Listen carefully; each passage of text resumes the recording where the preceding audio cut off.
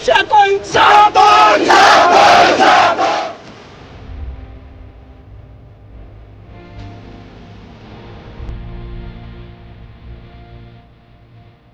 आज हम आपसे एक केस पर बात करेंगे। एक केस जिसने बीते कुछ दिनों में पूरे देश को हिला कर रख दिया है। एक 19 वर्षीय स्कूल टीचर मनीषा की मौत का केस। इस केस ने केवल हरियाणा को ही नहीं बल्कि पूरे देश को झकझोर कर रख दिया। इस केस को लेकर सड़कों पर आंदोलन हुए, मीडिया और समाज में इसकी बहुत चर्चा। जब यह केस हुआ उस वक्त पूरा हरियाणा, पूरा भिवानी, पूरा ढानी लक्ष्मण सड़कों पर था।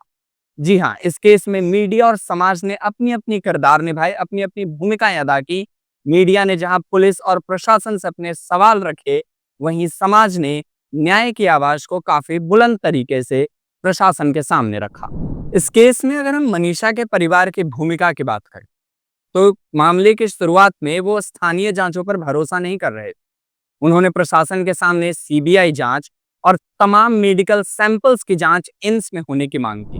दूसरी तरफ मीडिया के कुछ पत्रकार जेल में डाल दिए गए, किसान नेताओं को नोटिस भेजा गया और जनता को भी बार बार आंदोलन खत्म करने के लिए प्रेरित किया गया प्रशासन की तरफ से। पुलिस प्रशासन ने इस जांच मामले में पीड़िता के परिवार को भी कई बार घसीटा।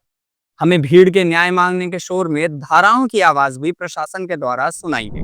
वहीं दूसरी तरफ अगर हम देखें तो इस मामले में सुसाइड नोट का मामला भी काफी विवादों में रहा। मनीषा का परिवार इन चीज पर अपने बयानों से अक्सर बदलता दिखा है। या तो उस परिवार ने बहुत सी चीजें दबा दी या फिर बहुत सी चीजें उन्होंने मीडिया को बताई ही नहीं।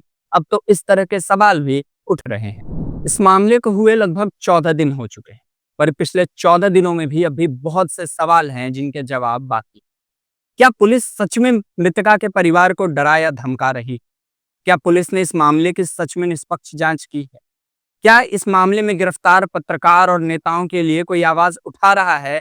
और क्या हमें इस पूरे मामले को लेकर, इस पूरी घटना को लेकर प्रशासन और पुलिस पर भरोसा करना चाहिए? आज के दौर में मनीषा का परिवार सरकार की जांच पर पूरा भरोसा दिखा रहा है, पर क्या ये भरोसा हर सवाल के जवाब के लिए काफी है?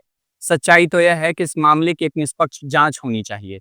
जितने भी पत्रकार और नेता जेल में हैं उन सब के लिए एक आवाज उठानी चाहिए थी और इस मामले की बिल्कुल एक सच्ची तस्वीर पूरे देश की जनता के सामने आनी चाहिए।